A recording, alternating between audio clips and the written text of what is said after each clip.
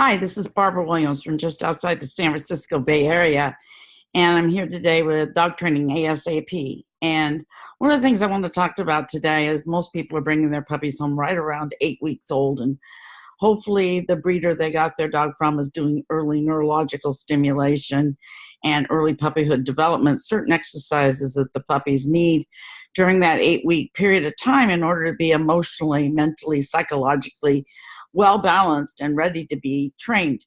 Well, I would say that during the first week of bringing your puppy home, I wouldn't be as concerned about training him. I would be more concerned about bonding with him, making him feel comfortable, letting him know that you love him. I would give him at least a week of that, but you do want to start potty training right away. And so the best way to do it, really, in my opinion, is crate training. So you put your puppy in a crate when you're not playing with them. Every 2 hours, you take them outside, you play with them, and you get them to do their business. Well, you can use any name you want because they don't speak English, But what I use, just what comes simple, and I just say PP, because that's what they'll do the easiest and first is urinate. So I'll go outdoors with my bag of goodies. And I know that once they urinate, I'm going to give them a treat, hugging, rubbing, patting vigorously, and a high-pitched voice of, yes, yes, yes, good boy, good boy, good boy. And I'm going to repeat that like a chorus 3 times. Then I'm going to go on to the poo-poo part and repeat that same routine of reward 3 times. And you put a little space, you don't want to just go, oh, here's your treat, pat, pat, pat, okay, I'm done. Here's your treat, pat, pat, pat, I'm done. No, this is a big deal. You just told the dog to pee on command, and that's the first step of doing it. You want to respond as if he really did it on command, when in fact he probably just did it because he didn't know what else to do at that moment. But after 3 or 4 days, he's going to make the connect, and he's going to then do it on command because he knows he's going to get these rewards afterwards. If you do it right, if you are lazy and don't want to take the time to reward your dog, then your dog's not going to reward you with proper behavior. It's very simple. It's a reciprocity, give and take, So the benefit of this is that most people, they go out to let their dog do their business every 2 hours.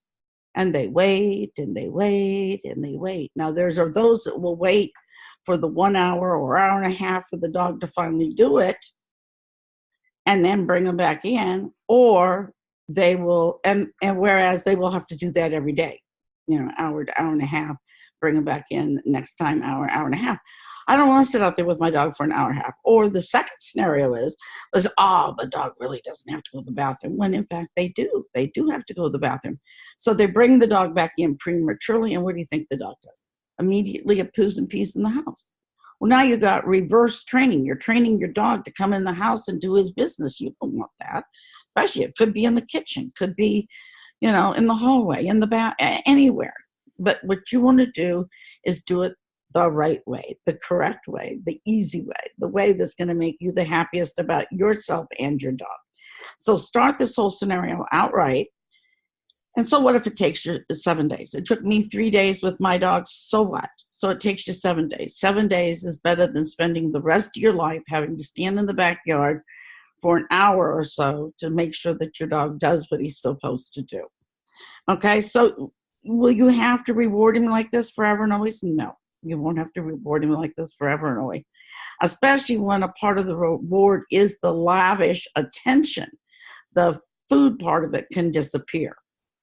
I'd say maybe after a week to 2 weeks that it can start disappearing, much like B.F. Skinner, Carl Jung. It's you wean it down from a treat every time to 1 treat every other day to 1 treat, no treats for 2 days, then a treat, then it's 1 treat, no treats for 3 days. You kind of get the picture. You wean them off of it so they're not dependent upon the food treat for doing it. But you should always praise your dog. Always praise your dog, just like you would your children.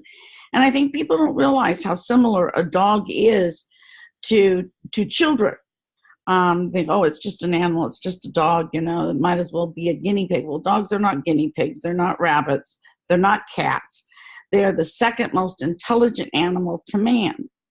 Very intuitive, can pick up on your voice and can get their feelings hurt very, very easily, because all they live for, their whole DNA, is to please you, the human.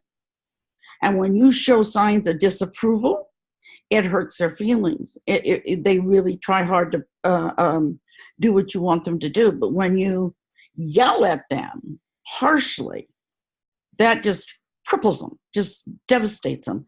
And sometimes some dogs that are very sensitive breed of dog will never recover from it. So love your animal. You know, God's given you this animal. Hopefully you've gotten your animal from a good breeder. Love your animal, treat them right. And with that being said, let's potty train them on command. Potty train them on command.